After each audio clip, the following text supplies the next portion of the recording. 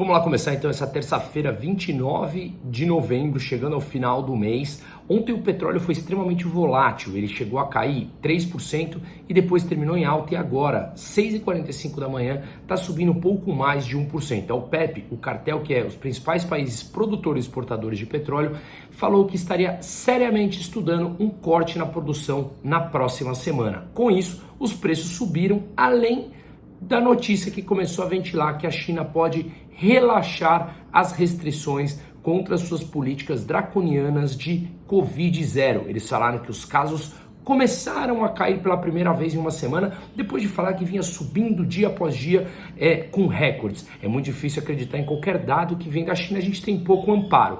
Mas me parece muito estranho que no dia em que a população, final de semana em que a população começa a se rebelar contra esse estado centralizador e ditatorial que é o chinês, eles começam a falar que o caso começa a cair e que podem começar a relaxar. O comunismo precisa de uma paz social para ele existir, senão a coisa começa a ficar complicada. Pois bem, a China, que é o maior importador de petróleo e de tantas outras commodities no mundo, fez com que essas duas notícias, o petróleo passasse a subir. O índice de Hong Kong subiu mais de 5% e o de Xangai 2,3%. Lembrando que a China no final de semana liberou 70 bilhões de dólares a mais na economia, reduzindo a sua taxa de compulsório. Compulsório é aquilo que o Banco Central exige que os bancos mantenham ali no Banco Central. Então ele reduziu a taxa de compulsório e libera mais dinheiro para a economia. Portanto, mais intervenção, mais dinheiro na economia, para a economia chinesa que está, sim, extremamente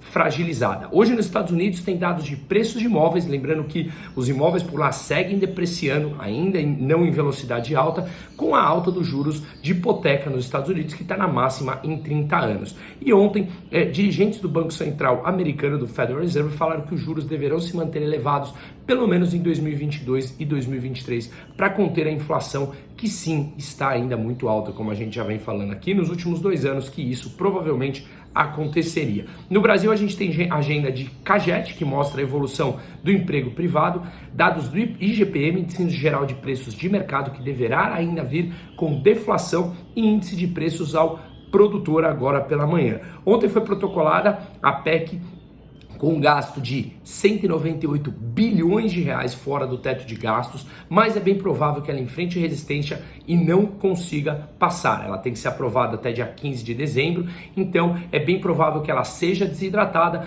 mas isso me parece aquele jogo político brasileiro de sempre com o centrão no meio, onde ele pede mais, o outro pede menos e eles chegam num consenso. Esse consenso poderia ser aí mais ou menos 150 bilhões de reais fora do teto de gastos, que, segundo consta, começam a dizer que esse 150 bi não exigiria muita expansão fiscal adicional ao que seria feito pelo Bolsonaro. Eu discordo veemente, não em defesa aqui do Bolsonaro, mas em defesa da diminuição do Estado, que era feita firmemente pela equipe econômica como um todo. E agora o que a gente vê é uma expansão do Estado, a volta do discurso de expansão do Estado. Mas bom, o que está em discussão aqui é o tamanho do waiver, ou seja, o empréstimo, a renúncia que você pode gastar fora do teto de gasto para encaixar a Bolsa Família e qual o prazo disso. O PT que é permanente, obviamente expandir o Estado permanentemente como ele fez nos últimos anos e o que se diz é que será aprovado de ano em ano, ou seja, só para 2023.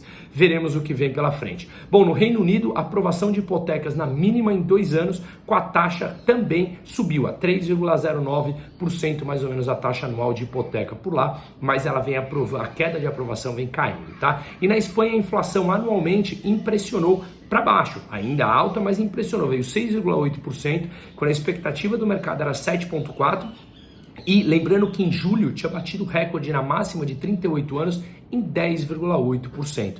Isso é sinal de recessão. Queda de preços de imóveis no mundo, queda das ações no mundo como um todo, o mercado de juros subindo novamente, ou seja, o mundo se equilibrando pós-intervenções. As intervenções elas causam um efeito no curto prazo, mas no longo prazo o efeito vem sempre maior e tudo volta à sua normalidade. Uma ótima terça-feira para todo mundo.